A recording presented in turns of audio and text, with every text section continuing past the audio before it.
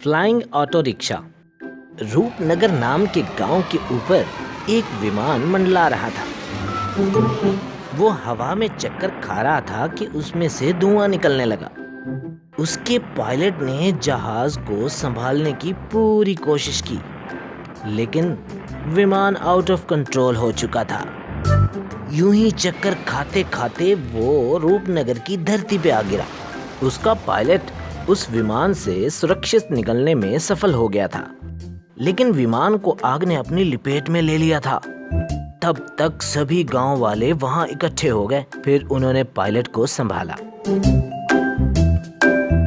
बस फिर वो कई बरस बीतने के बाद भी वहां पड़ा रह गया, जिस पर चढ़ के अब बच्चे खेला करते थे। उस गांव में एक रिक्शा स्टैंड था, जहां उमेश नाम का सीधा साधा व्यक्ति रिक्शा चला के अपना और अपने घर वालों का पालन पोषण किया करता था। लेकिन उसके साथ ही शंभूनाथ बहुत ही होशियार और चालाक व्यक्ति था। अरे साहेब, ये क्या, सिर्फ 50 रुपया, आपको 20 रुपया और देने होंगे। लेकिन मीटर पे तो 50 ही शो हो रहा है।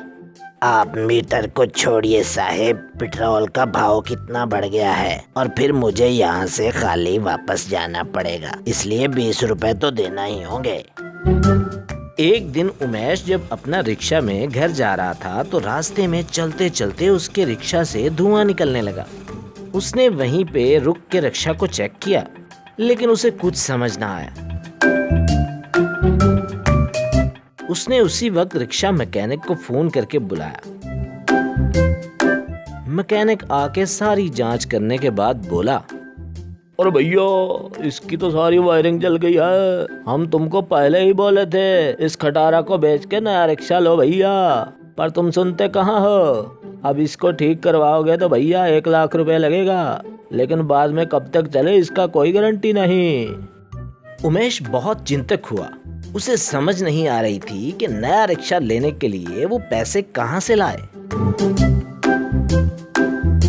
एक दिन जब घर में उदास बैठा था तो उसकी पत्नी मानसी बोली, क्या हुआ जी, आप आजकल बहुत उदास दिखाई देते हो, बात क्या है? क्या बताऊं तुम्हें, पता तो है हमारा रिक्शा खराब है और नया रिक्शा के लिए पैसे कहाँ से लाऊं।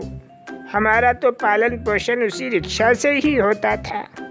आप क्यों परेशान होते हैं जी, वो बैठा है ना ऊपर, सब देख रहा है, वो कोई ना कोई उपाय जरूर निकालेगा, आप चिंता नहीं करो। वहीं पास में खड़ा उनका बेटा कार्तिक उन दोनों की बातें सुन रहा था। वो ये सब सुनकर बहुत दुखी हुआ। कुछ दिन बाद जब कार्तिक और उसके दोस्त उस जले हुए विमान में खेल रहे थे तो उसे एक आइडिया आया। वो तुरंत घर गया और अपने आइडिया के बारे पिताजी को बताया। उमेश कार्तिक की सारी बात समझ गया। उन दोनों ने जाके उस पुराने विमान से उसका इंजन और कुछ जरूरी सामान निकाला और उसे अपने मैकेनिक के साथ मिलके अपने रिक्शा में फिट करवा के एक फ्लाइंग रिक्शा तैयार किया। जैसे ही रिक्शा तैयार हुआ तो मैकेनिक ने उसकी टेस्ट ड्राइव ली। उसने उसे तेज भगाया और वो रिक्शा देखते ही देखते हवा में ऊपर उड़ने लगा। वो उस रिक्शा को सारे गांव के ऊपर घुमाने लगा। गांव के सभी लोग उस फ्लाइंग रिक्शा को आश्चर्य से देखने लगे। नीचे आने के बाद उमेश ने वो फ्लाइंग रिक्शा लाके रिक्शा स्टैंड पे खड़ा कर दिया और यात्रियों को आवाज देने लगा, आओ भाई आओ, फ्लाइंग ऑटो रिक्शा में बैठ के जाओ और मजे लो, आओ भाई आओ। ये सुनकर एक व्यक्ति उसके पास आया और बोला, अरे वाह, ये तो बहुत बढ़िया लग रहा है, लेकिन बहुत महंगा होगा। नहीं सर, सिर्फ 500 रुपया दीजिए और मैं आपको जहाँ जाना है वहाँ छोड़ दूंगा। बस फिर उमेश उस यात्री को बिठा के वहाँ से उड़ गया। इस तरह उसका फ्लाइंग रिक्शा बहुत पैसे कमाने लगा। उमेश को इतना पैसा कमाते देख शंभूनाथ को चिढ़ होने लगी। वो उमेश से जलने लगा। एक दिन शंभूनाथ उमेश के पास आया। क्यों रे, तूने ये क्या ड्रामा लगा रखा है? तेरे कारण कोई भी मेरे ऑटो रिक्शा में नहीं बैठता। सीधी तरह ये फ्लाइंग रिक्शा मुझे दे दो और मेरी टैक्सी तुम रख लो। अगर मेरी बात नहीं मानोगे तो मैं सरकार को तुम्हारी शिकायत कर दूंगा। कि तुमने विमान का इंजन चुराया है। इसकी कोई जरूरत नहीं पड़ेगी। ठीक है, मैं तुम्हें अपना फ्लाइंग ऑटो रिक्शा देने के लिए तैयार हूँ, लेकिन तुम इसको चला तो लोगे ना? तुमने मुझे बच्चा समझ रखा है क्या? मैं ये फ्लाइंग रिक्शा तुमसे ज्यादा अच्छा चला सकता हूँ। अब ज्यादा बातें ना करो, लाओ मुझे इसकी चाबी दो। शंभूनाथ ने फ्लाइंग रिक्शा में बैठ के उसे स्टार्ट किया और तेजी के साथ हवा में उड़ने लगा। थोड़ी ही देर बाद वो उस फ्लाइंग रिक्शा को कंट्रोल नहीं कर पाया, तो वो फ्लाइंग रिक्शा हवा में ही कलाबाजियां खाने लगा। शंभूनाथ बहुत घबरा गया, उसे कुछ समझ ना आई कि वो क्या करे। यूं हवा में चक्कर खाते खाते वो फ्लाइंग रिक्शा जमीन पे जा गिरा। शंभूनाथ उसमें से सुरक्षित निकल तो आया, लेकिन फ्लाइंग रिक्शा बुरी तरह तबाह हो गया था। इधर दूसरी तरफ उसने जो शंभूनाथ से रिक्शा लिया था वो खुशी खुशी चलाने लगा। Electric quad bike race. आप तो चाहते ही नहीं कि हमारे यहाँ बेबी हो। शादी को 3 साल होने को आए हैं, मगर मेरी गोद उसी तरह खाली की खाली। कितनी बार समझाऊं, सुबह सुबह तो कम से कम शुभ शुभ बोला करो। अब सारा दिन खराब जाएगा मेरा। हाँ, मेरी वजह से ही आपका दिन खराब हो जाएगा। घर की लक्ष्मी की तो कोई कदर ही नहीं है। कभी सोचा मेरे बारे में कि दिन कैसे गुजरता होगा? अब मैं तुम्हारा सोचूं या लैब में प्रयोग करूं? मेरे पास नहीं है इतना समय। ये कहकर बाहर जाने लगे। गली में राजू से आगे चलती हुई रूमा राजू को धीरे चलते देख बोली, अरे राजू जल्दी करो, पहले ही काफ़ी देरी हो गई है। आज भी समय पर ना पहुँचे तो दंड मिलेगा। तो घर के दरवाजे पे खड़ी पायल बोली, अरे बेटा राजू, क्या हुआ? तबीयत तो ठीक है तुम्हारी? तो राजू बोला, पायल दीदी, हमारा स्कूल बहुत दूर है, चलते चलते मेरे पैर दुख जाते हैं। तो वहीं खड़े रमेश बाबू बोले, बेटा राजू, अपने पिता से बोलकर स्कूल के लिए ऑटो लगवा लो। रमेश अंकल, हम बहुत गरीब हैं, ऑटो अफोर्ड नहीं कर सकते। अजी, आप तो लैब में रोज इतने प्रयोग करते हो, इन गरीब बच्चों के लिए क्या आप कुछ नहीं कर सकते? तो रमेश पायल की बात सुन के कुछ सोच में पड़ गया। फिर लैब में दिन रात मेहनत करके उसने एक इलेक्ट्रिक क्वाड बाइक बनाई। बाद में उन दोनों बच्चों को बुलाकर, बेटा राजू, अब से तुम्हें पैदल स्कूल जाने की जरूरत नहीं है। ये लो इलेक्ट्रिक क्वाड बाइक, अब तुम दोनों आराम से इस पे स्कूल जाया करोगे। इलेक्ट्रिक क्वाड बाइक को देख बच्चे रमेश को प्रणाम कर खुशी खुशी इलेक्ट्रिक क्वाड बाइक पे बैठ स्कूल जाने लगे।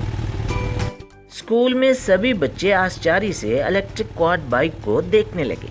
इलेक्ट्रिक क्वाड बाइक को देख रोमा का दोस्त संजू बोला, अरे ये इतनी महंगी इलेक्ट्रिक बाइक तुम्हें तुम्हारे पिता ने लेके दी है क्या? नहीं भैया, ये हमें वो लैब वाले रमेश बाबू है ना, उन्होंने बनाकर दी है। तो अगले दिन बच्चे रमेश बाबू के घर आ पहुंचे। तो रमेश बाबू इतने सारे बच्चों को देखकर दंग रह गया।